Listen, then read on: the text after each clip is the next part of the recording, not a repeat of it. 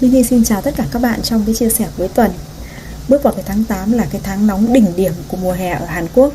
Và chúng ta sẽ nghĩ ngay đến những cái món ăn mát lạnh xương sống, ví dụ như là món mì lạnh mà Minhy đã từng chia sẻ. Và còn có cả những món mì khác cũng giúp giải nhiệt cho ngày hè đấy. Hôm nay hãy thử công thức mì kiều mạch cùng với bếp Minhy nhé. Kiều mạch là một loại thực phẩm rất giàu protein, axit amin thiết yếu và vitamin khoáng chất cần thiết cho cơ thể. Kiều mạch có tính mát lành, vì vậy nó có tác dụng thanh nhiệt, tiêu viêm, rất thích hợp vào mùa hè. Tuy nhiên thì cũng không nên ăn quá nhiều, tất cả mọi thực phẩm đều chỉ ăn ở hàm lượng vừa đủ thôi các bạn nhé. Mời các bạn cùng vào bếp thực hiện với Minhy. Và bây giờ đầu tiên mình sẽ đi luộc mì này. Nước đã sôi, mình có 2 phần mì khoảng cỡ 200g cho 2 phần ăn các bạn nhé. Đây là loại mì được chế biến từ hạt kiều mạch, nó rất tốt cho sức khỏe đấy các bạn. Đặc biệt là đối với những bạn nào mà cần giảm cân hay là ở chế độ ăn thô, ăn chay, dùng loại mì này rất tốt nhé.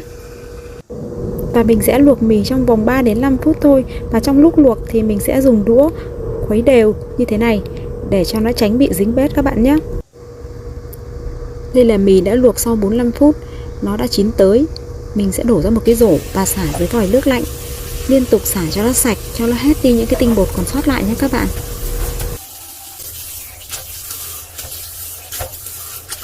Sau khi đã rửa sạch mì, mình sẽ vắt cho nó ráo nước và để cho nó khô lại nhé các bạn. Bây giờ mình sẽ đi sơ chế các cái nguyên liệu rau đi kèm. Mình có vài cái nấm hương tươi, mình thái mỏng như thế này và cho vào xào cùng với dầu mè. Nhưng lưu ý là dầu của thân cây mè nhé, hay còn gọi là thương ki đun đấy. Và món này xào chỉ việc nêm lên một xíu nước tương đen, như vậy là hoàn chỉnh. Món nấm này ăn kèm với mì kiều mạch là phù hợp nhất đấy. Tiếp theo cho thêm vài nhánh hành ta, và các bạn cắt lấy phần lá thôi, sau đó thái thật nhỏ để lát nữa mình trình bày vào trong món mì cho nó đẹp mắt và nó cũng thơm nữa. Tiếp theo món này mình sẽ dùng thêm vài cái lá ke nhíp nữa, lá của cây mè đó các bạn. Cuộn lại rồi các bạn thái thật là mỏng, lát nữa cho vào trộn với món mì, nó sẽ rất là thơm ngon và đẹp mắt nữa. Và cho thêm một trái dưa leo thái mỏng ra để ăn cho nó đỡ bị ngán nha. Bây giờ mình sẽ đi làm nước sốt cho món mì kiều mạch hôm nay nhé.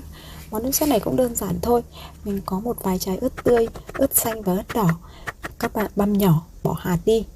Và sử dụng 3 thìa dầu mè này, 2 thìa syrup từ trái mơ này, và thêm 1 thìa đường, thêm 2 đến 3 thìa khan chang, tức là nước tương đen đấy. Sau đó các bạn sẽ cho cái phần ớt mà các bạn đã bằm vào đấy, trộn đều lên. Như vậy là đã xong phần nước sốt rồi đấy.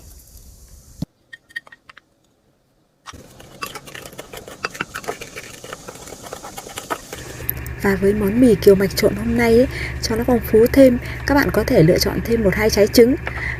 Sau đó các bạn tách lòng đỏ lòng trắng riêng ra và dùng một cái chảo tráng một lớp mỏng như thế này.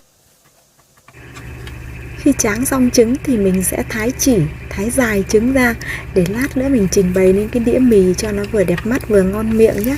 Phần sơ chế các nguyên liệu cho món mì hôm nay gần như đã hoàn thành.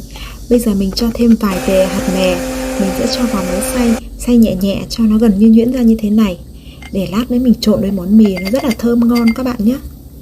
Và nguyên liệu sau cùng cần phải chuẩn bị đó chính là lá kim. Mình có một hộp lá kim. Nếu như nhà các bạn có cái lá kim vuông mà chưa nướng đấy, loại đó cho vào áp chảo, sau đó các bạn sẽ xay nhuyễn qua thì nó sẽ rất là ngon. Nhưng hôm nay nhà mình có sẵn cái này cho nên mình cũng chỉ xay rối qua một chút thôi, vì là cái lá kim nó cũng nhanh nhuyễn lắm các bạn ạ. Các bạn thấy đấy, công thức mì kiều mạch hôm nay rất nhanh và đơn giản. Món ăn gần như đã hoàn thành. Bây giờ thì chúng ta sẽ đi trộn mì và chuẩn bị thưởng thức với Minhy nhé. Đây là phần nước sốt lúc nãy mình đã chuẩn bị. Bây giờ mình sẽ trộn với mì trước nhé. Mình trộn đều tay để cho nước sốt và mì được hòa quyện với nhau. Như vậy là đã hoàn thành. Bây giờ mình sẽ trình bày ra đĩa này, lần lượt xếp từng cái nguyên liệu mà chúng ta đã sơ chế vừa rồi đấy, và thưởng thức thôi. Chia sẻ của mình hôm nay khép lại ở đây. Cảm ơn các bạn đã theo dõi và đồng hành với kênh bếp Minhy. Nếu thấy video của mình hữu ích thì nhớ dành tặng cho mình một nút like, share video cho bạn bè và người thân. Và nhớ bật nút chuông thông báo để tiếp tục cập nhật những video mới tiếp theo của kênh nhé. Chào tạm biệt và hẹn gặp lại các bạn ở chia sẻ tuần sau. Bye bye!